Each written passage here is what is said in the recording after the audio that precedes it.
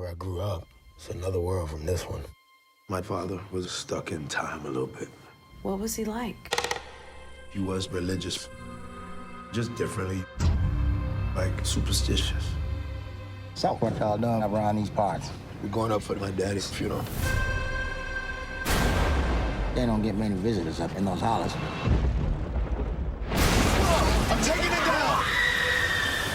Omari Hardwick, congratulations on such an amazing film. Spell is amazing. You're so welcome. Oh, I appreciate it. Everything as far as your career is concerned has been amazing up until this point. So even for Color Girls, you had an amazing role on there from being Mary Jane. We loved you on there. And of course, the iconic role as Ghost on Power. Now here we are as Marquis T. Woods in Spell. I wonder, what was it for you that made you gravitate to this film and this character that made you say, yes, I have to do it? Definitely the bucket list check off of trying to get to the point in my career where I can say I've done, you know, damn near every genre, if not every genre. So this definitely was a check for that. I never, for me, Jazzy, I didn't want to get down with just horror. I knew that, you know, that feeling of what every comedian made us laugh about and saying that, you know, when we look at the Scary Movie, the black people gone in 5 minutes. I knew what that felt like, and I didn't necessarily want to become that. In the prior world, I think at this point in my career, you know, I don't think I would have gotten the script where I'd be taken off the board that quick if it was just horror. But when you add the psychological thriller to the horror, then I think it's the right sort of combination of two for me to say yes to. There's always the Loretta Devine component. And then perhaps even before that, when we didn't have Loretta yet, and I remember all the different actresses they were looking at. I got the list. I was privy to that list. Wow. There was the conversation with Mark Tonderay, and that's the film's director. And he really lit a fire under me, Jazzy, in saying that everything inclusive in that what you forementioned in terms of the characters I played, he said, they're all great, they're all good. You've done your part. You've gotten on base, if not hit a home run. You did what you needed to do. But I don't know if you've really shown all that's in you.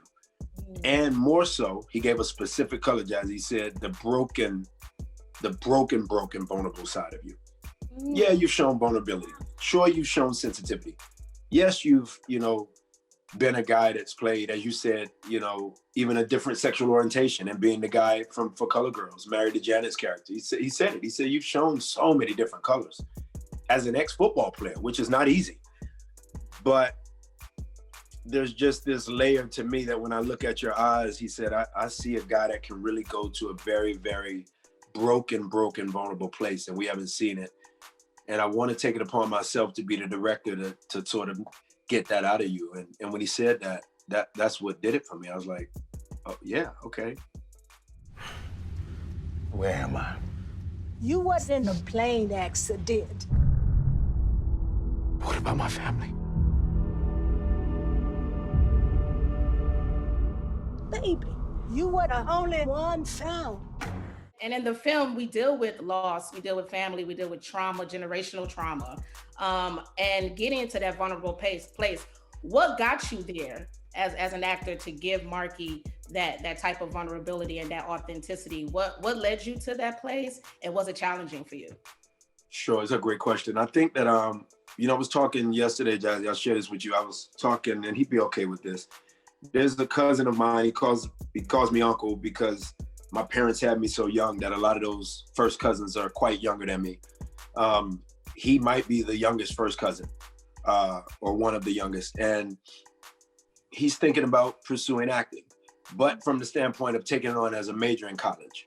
So he said to me, I'm thinking about joining improv. Would that be the first step I should take? I said, yes, 2 exclamation points. But I said, I'm gonna call you in a minute. He kept trying to call yesterday, but I had interviews about Spell.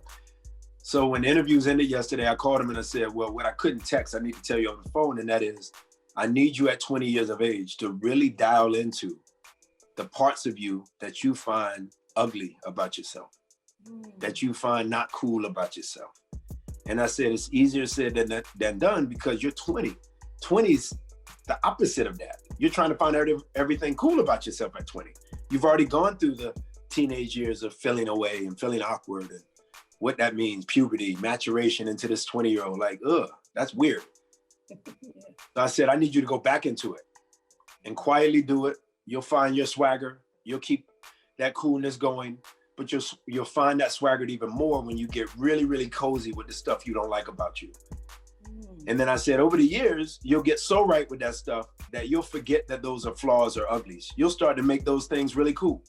And then you'll get to a place where you got to go backwards again. And it keeps going back to that. And I would say, Jazzy, that's what had to happen in this movie. I got right with stuff that I was not really cool with over the years because I'm 40 some years old. So I got right with them. Like, oh, I'm cool with that. I got right with them. Oh yeah, I'm cool with that. I got right with them. Oh, you want me to play this role? Man, that's a roller coaster backwards back down to that place I'm telling a 20-year-old cousin to go to.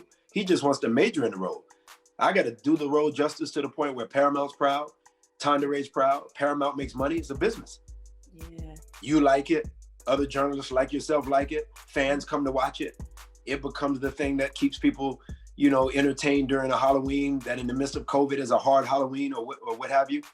Like, that's a different sort of, and of course, when I got the role, we didn't know COVID would be here. But now that we're here, I'm glad that I thought about, okay, Omar, you got to go real broken.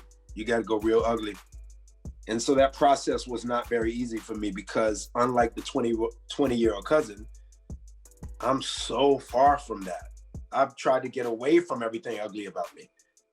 Yeah. But I had to go so deep back into it. So it took me a while to come back to this place of Jay looking at me like I was a dude she gave a phone number to, that my kids think I'm cool. Like, I was kind of not cool for about 4 months there. Like, it was kind of, even post the movie, it was a little weird.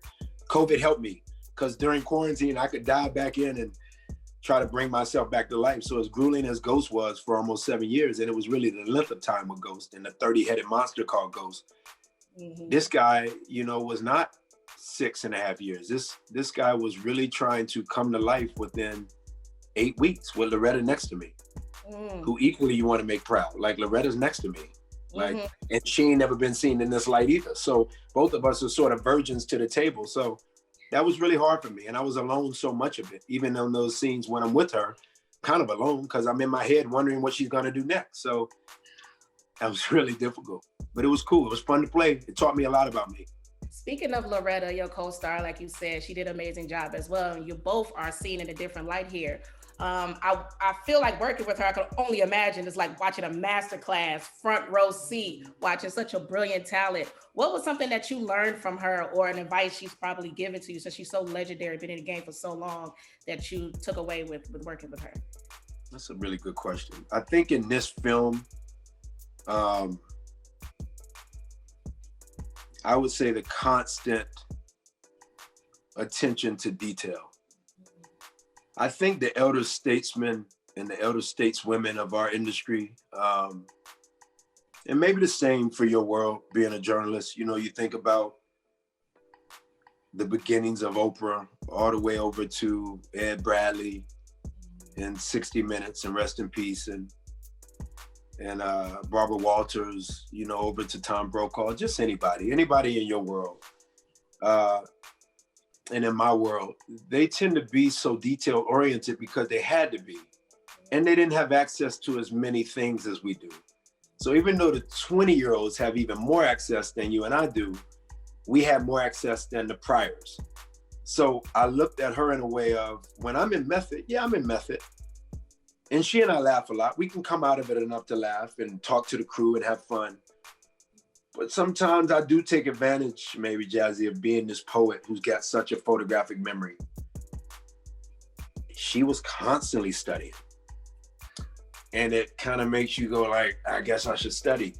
Now, you might say, if you were Mark Tanderay, the director, if you were Fly on the Wall, Jazzy, you might go, yeah, but at this point, oh, you're like contorted in a weird physical sort of contorted way to make sure that you keep that side of the brokenness, that you're physically not looking the same as you typically look as a strong character, that your body's taking on a different thing.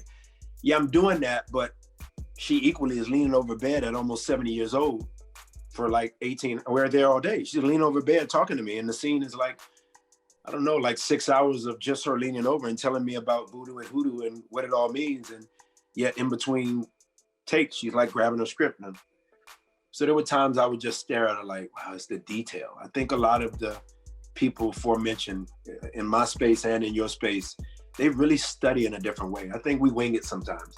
And I know I work hard.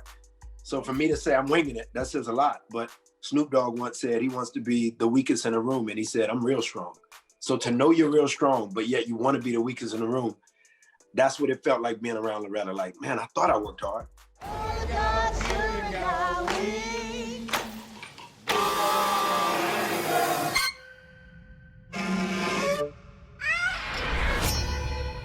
All right now, tell us what you see. With the voodoo and the Yoruba and all of this, and your character did not believe in any of that. And a lot of people do not.